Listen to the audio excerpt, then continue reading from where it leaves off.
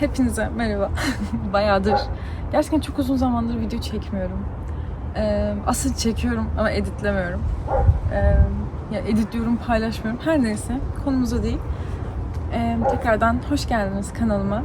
Ben Ayşe. Tanımayanlar için küçük bir info geçeyim. Endüstri mühendisi öğrencisiyim. Aynı zamanda da bilgisayar bilimi öğrencisiyim. Çift anadal yapmıyorum. 2 farklı üniversitede okuyorum.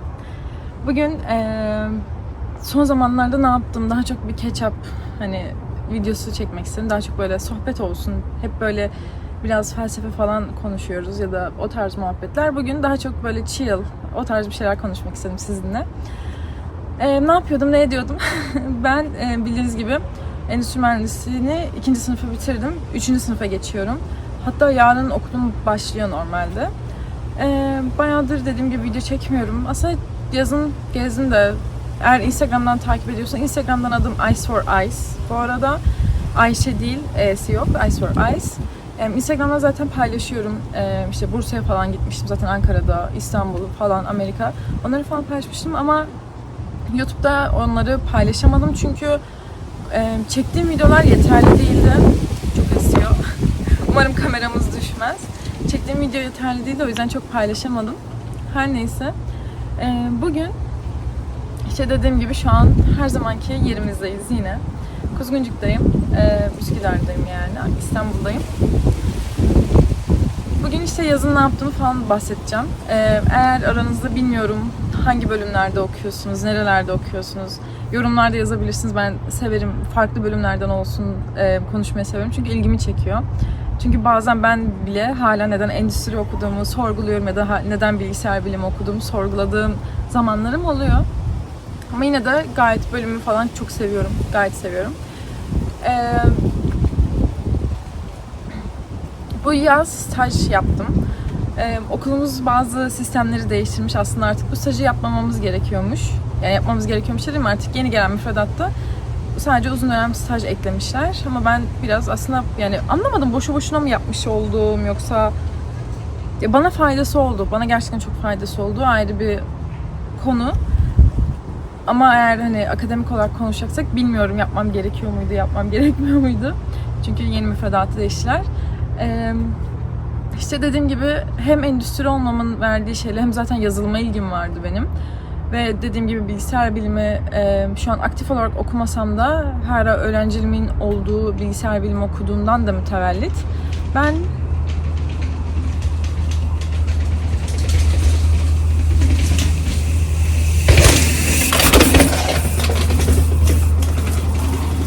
umarım düşmez. Bilgisayar mühendisi, ay pardon, dikkatim dağıldı. Ben stajımı yazılım üzerinden, hatta departman olarak da yapay zeka üzerinden yaptım. Aslında her zaman zaten yapay zeka istiyordum da ve böyle bir imkanım oldu staj yapmakta, yapay zeka bölümünü yapmakta, departmanda çalışmakta. O yüzden dedim ki neden olmasın ve yapay zekada stajımı yaptım. Eğer aranızda işte herhangi bir mühendislikten olan ya da işte yapay zekaya mı geçsem ya da işte ben de bir yapay zeka bir şeylerimi öğrensem, stajını mı yapsam diye düşünen olursa diye küçük bir bilgilendirme de yapmak istiyorum sizlere. Yani küçük değil aslında, bayağı bilgilendirme yapacağım. Ben çok fazla şey öğrendim. Bu bence daha çok gittiğim şirketle alakalıydı. Gerçekten bizimle ilgilenen bir şirketti, yani ben onu hissettim açıkçası ve gerçekten biz yapay zeka departmanında 2 stajyerdik. Ben ve başka bir arkadaşım. Oradan edindim tabii ki. Yani daha önce kimseyi tanımıyordum orada. Biz açıkçası gayet memnun olduk. Memnun kaldık. Öyle diyeyim çünkü çok fazla şey öğrendik. Ve benim işte bugün günlerden pazar 21 Eylül olması lazım. Mesela işte 19 benim son günümdü. İşte Ankara'daydı staj. 19'unu böyle arkadaşımla konuşuyorum. Zaten son gün böyle biraz sohbet ederek geçirdik. Konuştuk böyle, işte sen ne yapıyorsun, ben ne yaptım, işte hangi projedesin, o projeyi bitirdim falan filan derken bir anda dedim ki ikimiz de bunu fark ettik ya. Biz ilk başladığımızda hiçbir şey bilmiyorduk ve o da 3. sınıfa geçti, o bilgisayar mühendisliğinde ama yani böyle kullandığımız terimlerden olsun, yaptığımız şeyler olsun gerçekten çok fazla şey öğrendiğimizi fark ettik ve ikimiz de bundan çok mutluyduk. Benim şahsi fikrim olmak üzere ben endüstri mühendislerinin de açıkçası böyle yazılım sektöründe olmasının gerçekten faydası olduğunu düşünüyorum. Zaten ilk gittiğimdeki İlk gittiğimde, şirkete ilk staja başladığımda mentorum farklıydı. O da demişti hani sen endüstrisin, aslında sizin daha çok artınız oluyor demişti. Çünkü siz bizim görmediğimiz yönleri de görebiliyorsunuz demişti. Ve ben bunun da gerçekten farkına vardım. Hatta bir proje üzerine çalışıyorduk. Benden bir işte yaptığım projeye bir şey eklememi istediler. Ve ben de dedim ki hani ekleyebiliriz. Ekledik. Sonra dedim ki hani biraz detaya mı insek, biraz işte şu kategorileri mi eklesek diye bir muhabbet geçmişti. Ve ben dedim ki hani yani ekleyebiliriz, tabii ki ekleriz. Ama hani o kadar detaya inmeye gerek var mı? Çünkü ben geçen dönem Quality Management diye bir ders almıştım. Endüstri dersi. Hani daha çok ona doğru kayıyordu. Hani böyle çok, nasıl diyeyim, kategoriler çok fazla oluyordu ve eğer müşteri bunu istemiyorsa sizden hani yapmanız sizin için eksi bile olabilirdi ve biz böyle bir kısmını yaptık, bir kısmını yapmadık. Zaten müşterinin zaten istediğinden fazlasını da vermiştik. Ve gayet de iyi olmuş mesela. Ben bir endüstrici olarak bu bilgiyi bildiğim için hani biz belki eğer bunu bilmeyen biri olsaydı çok fazla detaya değinebilirdi ve bu sadece kendisini zamandan kaybetmiş olurdu ve biz bunu halletmiş olduk.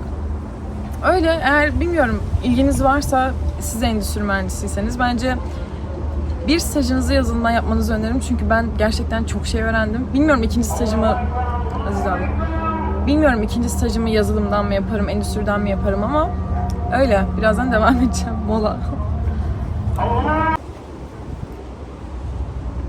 Tamam, küçük bir moladan sonra devam ediyoruz. Öyle işte, ben herkesin ya ben şahsen öneririm. Eğer endüstriciyseniz bir tane stajınızı farklı bir alanda yapmanızı, yazılım olur, başka bir şey olur.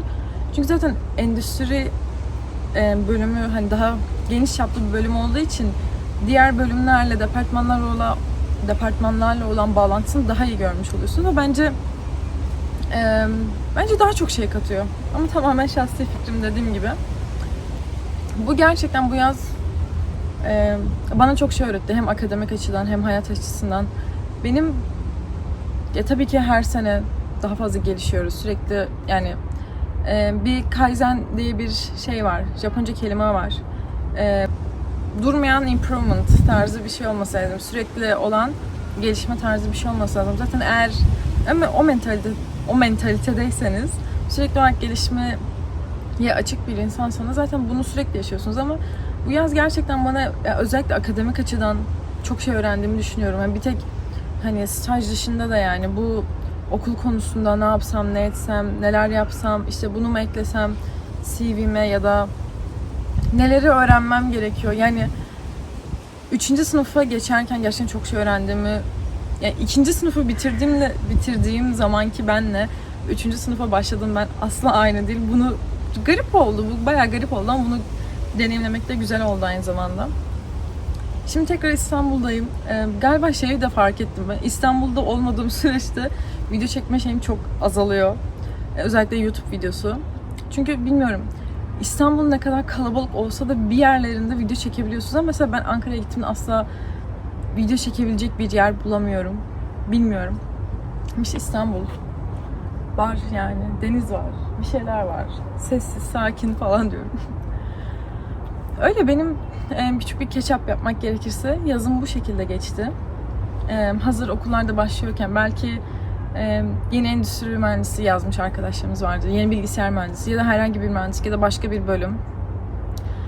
Bence ama bu benim biraz da yapmayı sevdiğim bir şey. Farklı alanları da öğrenmeye bence çok açık olun. Hani bildiğiniz üzere, yani eğer daha önceki videolarımı izlediyseniz ya da izlemediyseniz sağ üstten çıkacak butona basarak izleyebilirsiniz. Buradan çıkacak butona basarak izleyebilirsiniz. Ben zaten kendim felsefe okumaları, psikolojiyle alakalı okumalar, işte psikolojiyle alakalı makaleler de okumuştum diye hatırlıyorum. Ben bunları yapmayı seven bir insanım. O yüzden farklı alanlarla araştırma yapmayı, öğrenmeyi de çok seviyorum. Belki de o yüzden endüstri mühendisi okuyup stajımı bu alanda yapmış olabilirim, bilmiyorum. Ama dediğim gibi bence yeni fikirlere açık olup bu tarz kendinizi daha çok geliştirecek şeylere odaklanmak bence daha iyi. Yani bir konuya odaklanıp onu %100 de bilebilirsiniz tabii ki. Ama bence atıyorum bir konuyu %70 bilip başka bir konuyu daha %70 bilip nasıl oluyor diye sormayın. Öyle yapmanız bence size çok daha şey katacağını ben düşünmekteyim. Evet, öyle dediğim gibi eğer yeni başladıysanız ya da hala okuyorsanız, bilmiyorum artık, orası sizinle alakalı bir şey. Aşağıda bu konuyu tartışabiliriz, hiç önemli değil. Ben gayet açığım fikir farklılıklarına. Öyle. Benim yazım böyle geçti. Staj yaptım, gezdim. Çok tatil yapamadım ama gezdim.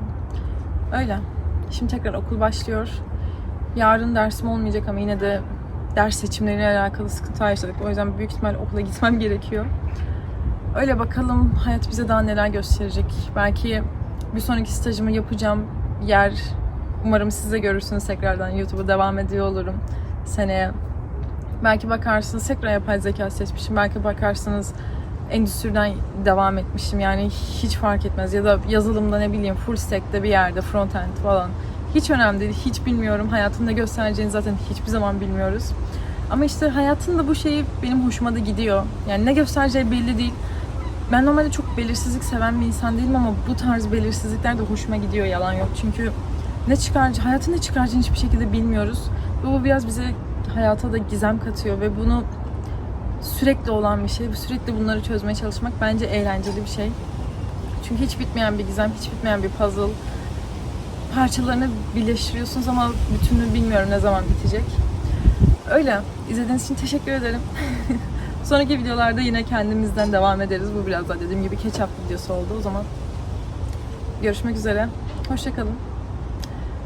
Abone olup yorum abone olup beğenmeyi, yorum atmayı unutmayın. Yani isterseniz, size kalmış. Öyle. Görüşürüz. Hoşça kalın. Bay bay. Ben gidiyorum.